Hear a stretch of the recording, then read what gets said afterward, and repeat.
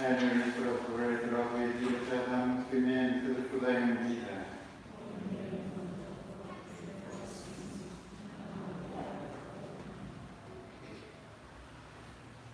Saint Pierre de Ten, de notre Père, de notre Femme, de Holy Spirit.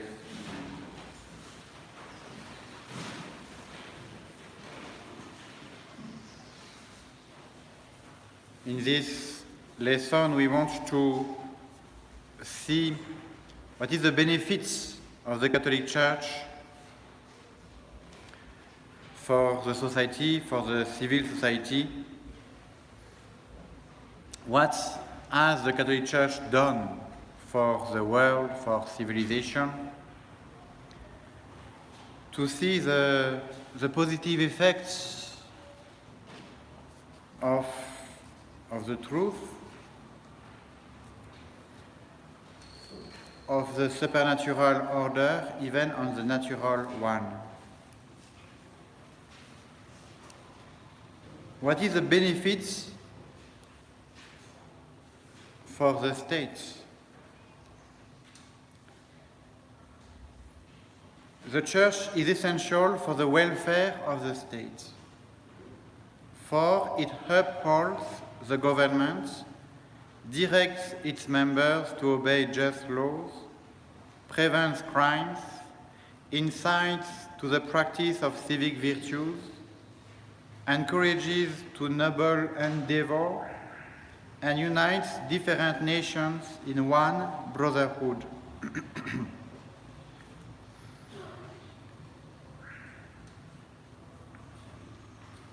Yes, there is no better citizen than a good Catholic. I wish. I wish that we could say that always, and every Catholic could be known as an example.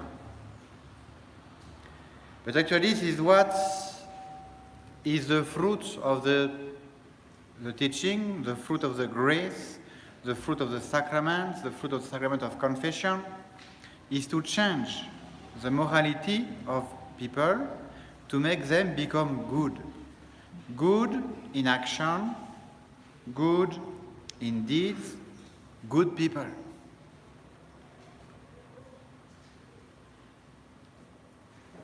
And I don't think if someone goes to church every Sunday, goes for confession every week, every 2 weeks, every month, receives the Holy Eucharist every Sunday, I don't think someone like that should go in jail,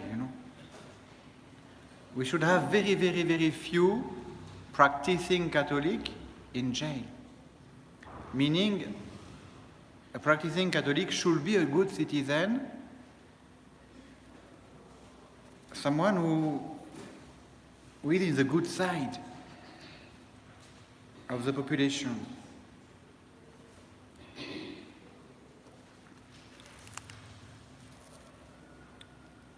The Catholic obey the state because also our religion is teaching us to revere, to accept all lawful authority coming from God.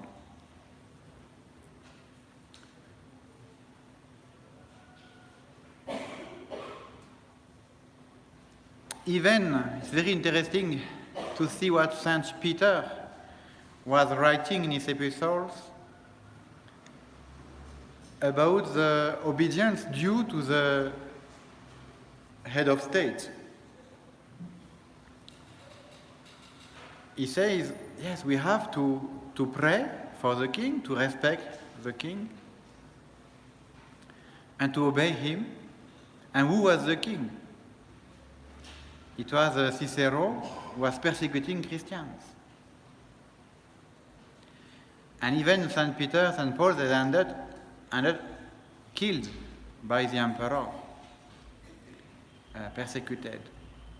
And still the public teaching of the apostle was respect the authority, pray for them, because they represent God, even if they were persecutors. Of course, you have some distinctions. They are not representing God when they do what is evil. But when they try to do some laws, to put some order in the country, we have to obey them. And we should not expect or wait for a saint leader to start to obey, because there is no saint leader, It does not wait for someone perfect to say, now I can obey, this one is good enough. No. The best example is given by Saint Peter, who is telling us to respect all lawful authority, even if it's the one of a pagan emperor persecuting Christians.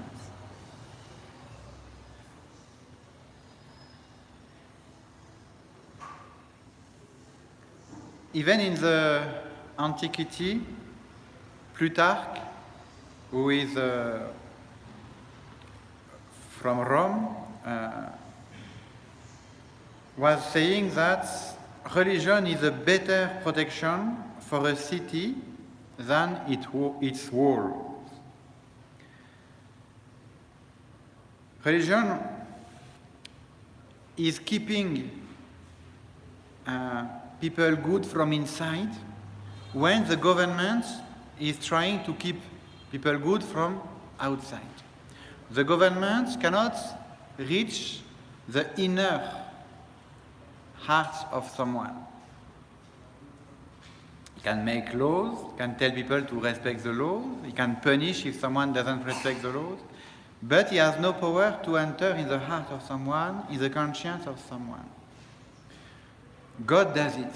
The religion is there to change someone from inside. And actually, it's really my conviction that in Kenya, if you just look at this country, the problem we are facing in the country that are well known everywhere, not only in Kenya, but problem of corruption that is limiting the development of the country, problem in politics, all these problems that are there everywhere and have always been there, since the beginning of the world. It's not something new or unique. But the only way is conversion of hearts. And I think that is the job of God, of the grace in our hearts, to change our heart from inside.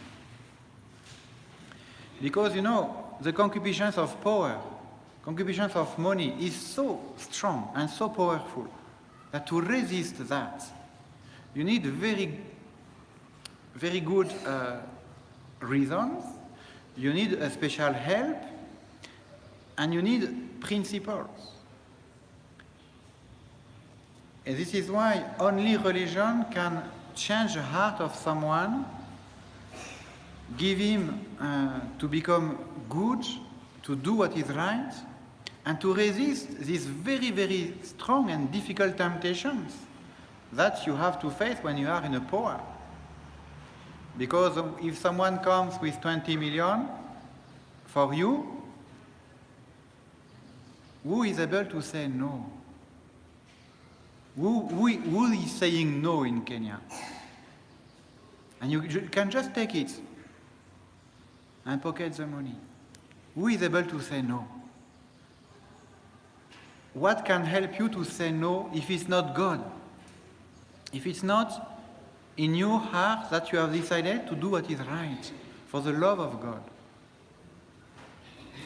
You can see how religion is for me the only hope of changing a country. We need to raise a generation of good Catholic who have this strong principle in their hearts and can be good where they are.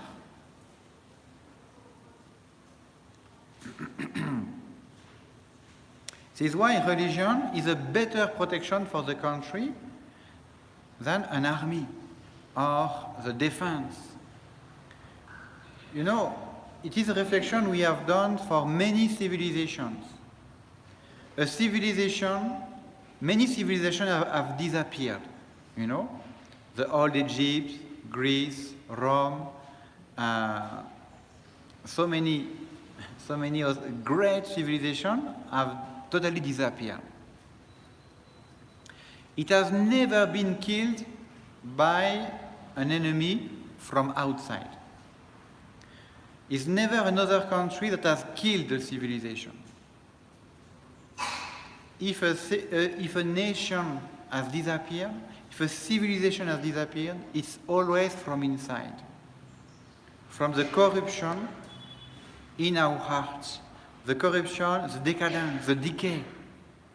The decay of a civilization is coming always from inside, not from an attack of an enemy. And even usually, if you are healthy, an enemy is attacking you, you will even become stronger. You know, you will react and you will grow, or at least after a few years, you will come back again. But when you die, it's from inside. And religion is trying inside to reform, to restore, to strengthen. The church teaches its children to make sacrifices for the common good. Actually, in Catholic education, from the age of 2 years old, is teaching children to sacrifice for the love of God, to offer the sacrifice for the love of God, to obey for the love of God, to imitate our Lord, to imitate baby Jesus. You know, the Catholic education will form the children to be very good citizens, actually, to sacrifice for the common good. And actually, even it's something you can see in many countries. You have so many Catholics in the army. They are really devoted for the service of their country because they have the spirit of sacrificing themselves for something greater than their own person. And a soldier is someone who is ready to die for his country.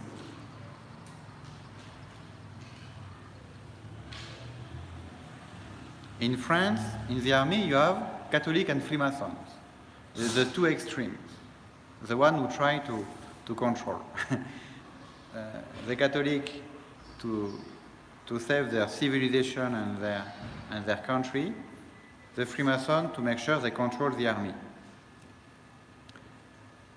And that these Catholics don't control the army. But we can see who is interested with the common good.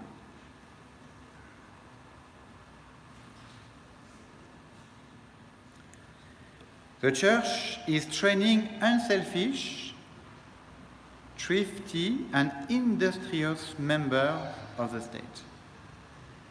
A man with no religion seldom makes a good citizen. He is liable to try always to get as much as he can, even at the expense of others. A man without religion generally ends without any morality whatever. The prisons are in general peopled not by practicing members of the church, but by people who neglected religion. Only God knows the number of those who have been turned from the path of sin and crime on account of their connection with the church.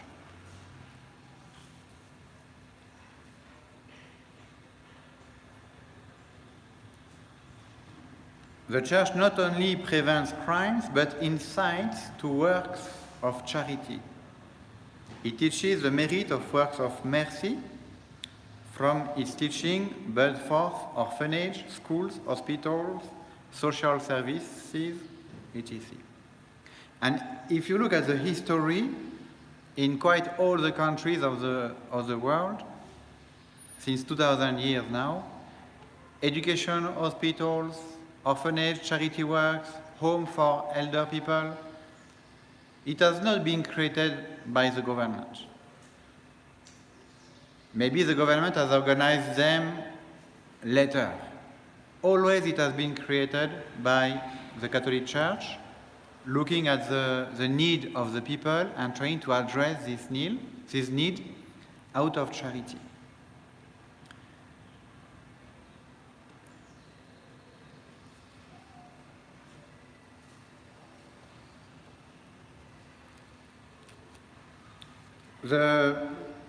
The pagan world was quite tough for the weak. Even in the Roman Empire, we don't see many institutions to help the poor. On the opposite, they were making many poor, practicing slavery a lot, and using people for their own sake.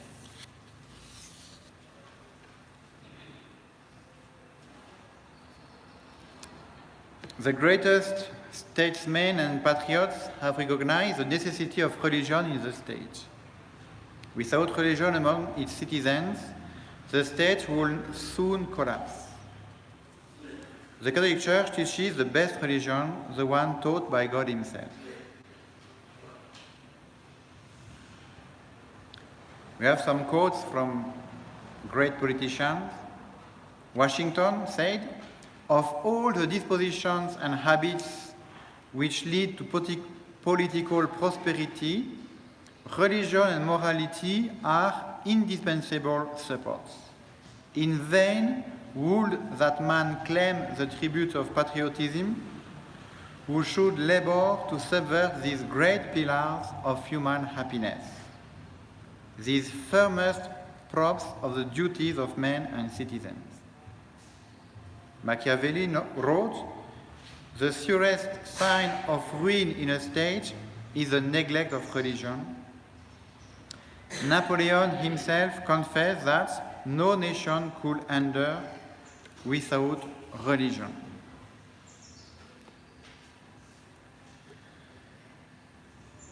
You know, we are not only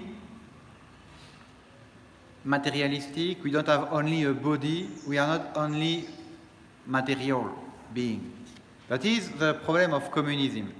Communism is a political system totally materialist and atheist that wants to organize a society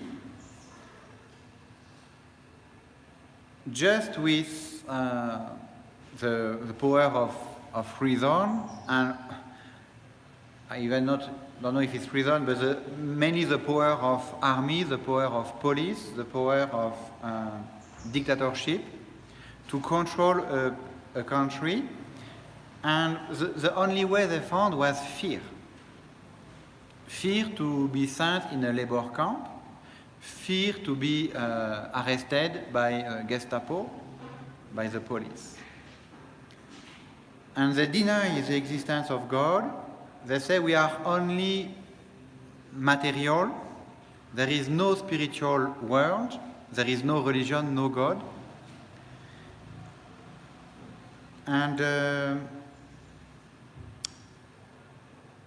And communists, they wanted to create a paradise, you know?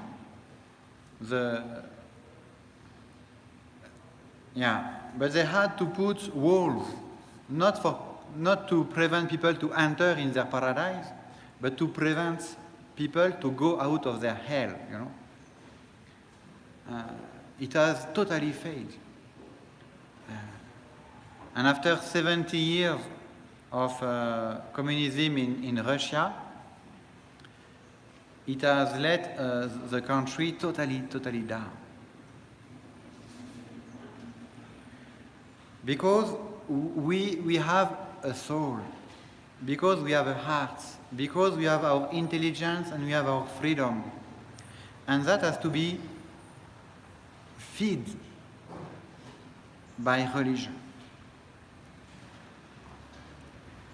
In the Roman Empire, it's very interesting to see that the total union between the government and the religion, and the cause why they have persecuted so much the Catholic Church during 3 centuries, it was for them to save the country. Because if they say if we have a new religion that is destroying our religion, our civilization will die. Because they could see that religion and the traditional religion of the Roman was for them the main way to protect the Roman Empire itself. And this is why they persecuted the Catholic Church in their own point of view, to protect the Roman Empire. But actually it was dying already,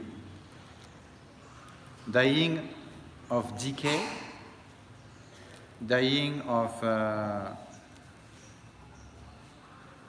immorality. If you read how was the end of the Roman Empire, it's so similar to the society of today. Exactly the same kind of society, the Western society. So close of its end.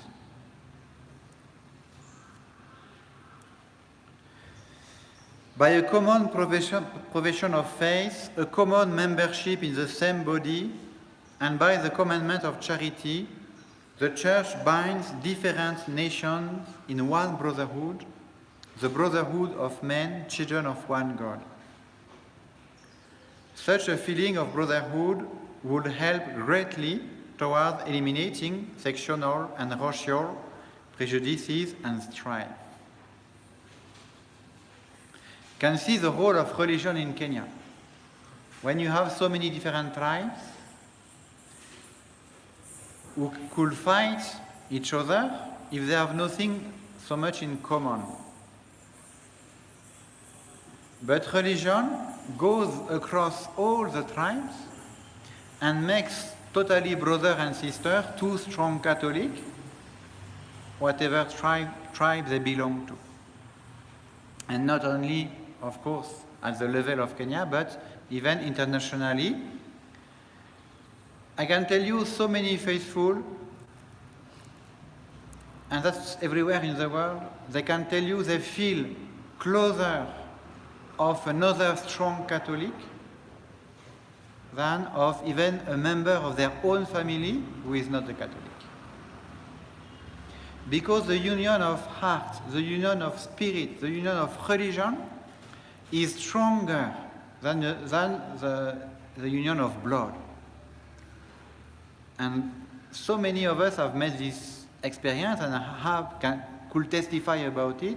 We feel closer of a friend with a good Catholic than of someone of our own family, but who doesn't share what is most important, that is our faith. You can see how religion can help to make a country deeply one. If the bond of religion is stronger even than blood, you can see how important it is for a country to be united by the true religion. And you can also understand why we had so many wars of religion. You know, the wars of religion we had in Europe were not wars of religion. It was politic. Because the government, they knew that they were using religion to strengthen their power. And now, in France, it is very clear the king was Catholic, and he knew if he accepts Protestants in France, he's just bringing division and rebellion. And the war we had, it was actually behind religion, it was political fight, using religion, yes. But when you have a country And when you understand that the unity of the country is mainly a spiritual unity, and this spiritual unity is mainly made of a common religion, this is why the chief of the country are the first one to keep a unity of religion in their country. Of course, not in the democratic societies of today that are just destroyed. But still, the Freemasonry is a true religion, united very deeply to the state, and they are fighting. They are fighting for this union of Freemasonry and state.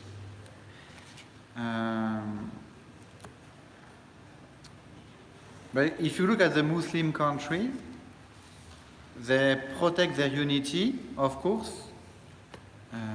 a lot, and it is not allowed. Now, in Morocco is not an extremist country, but there is no way you can have the citizenship to be a citizen of this country and not to be a Muslim. It's not something possible. There is no way.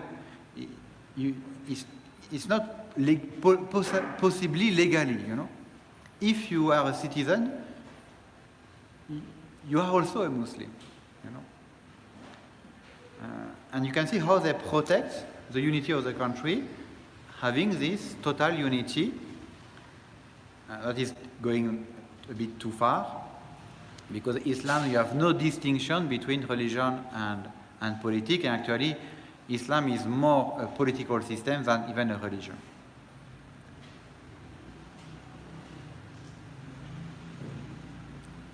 Is it not a historical fact that national quarrels and wars have increased since the division of Christendom into sects? Yeah. During so many centuries in Europe, we had what we were calling the Christendom. That was all the countries of Europe were Catholic. Yes, we had some wars because we are human beings and we are always quarreling somehow, and power is there to divide people. But the wars have increased so much with the coming of Protestantism in Europe. It is true.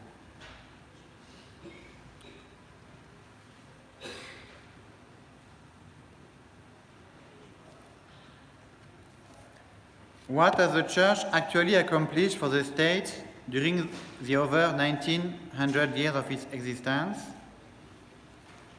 The history of all civilized nations gives ample testimony to the valuable services of the Church to civil government during a period of over 2000 years now. The greatest accomplishment of the Church was the Christianization of Europe at this time. From thence, we have derived whatever we today call civilization. If we compare the truly Christian civilization with pagan life and culture, we can see the greatness of the service the Church has rendered the state. The only civilization that has ended slavery was the Christian civilization. Before that, slavery was just something normal for all civilization in the world.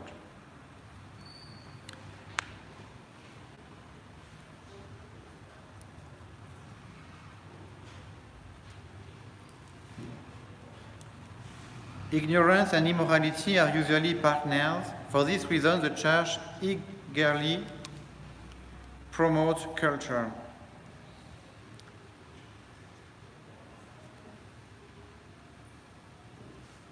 From the very beginning, the missions, parishes, monasteries, and cathedrals had schools.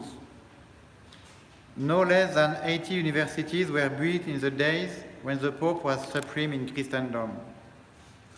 Of these, many still exist. The encouragement given by the popes advanced education, medicine, surgery, literature, chemistry, mathematics, and other sciences. Numerous religious orders and congregations have from earliest times devoted themselves to education. The Church is the one that preserves the great works of ancient heathen philosophers and historians, saving them from destruction for future ages. Everything we know from the Roman and Greek has been made copies and copies by the monks, who have been copying all the literature of the ancient civilizations.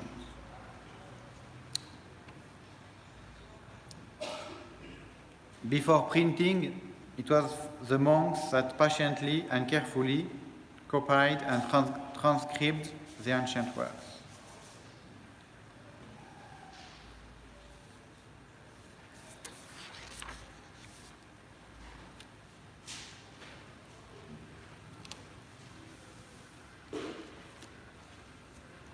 Yeah, of course, in art, when you see the inspiration of the Catholic Church in music, in art, in architecture, you can see how a spiritual principle can inform a whole society.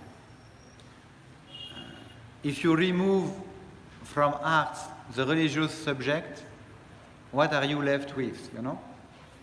Very, very small things. The most beautiful buildings are churches and cathedrals. The most beautiful music have been made for the glory of God.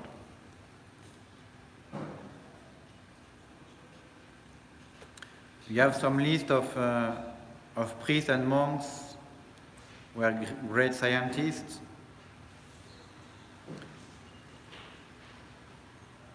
The Church helped establish free and stable governments. It civilized the barbarians. Through the Benedictines, Cistercians, and Trappists, the Church cared for the poor, the sick, the orphan, the poor and helpless. And today, still, the Catholic Church has a lot to do for this world. And for us Catholics, we still have a lot to do for our country. And let us take in our faith this energy, this charity, to continue building a charitable world and a good Christian civilization.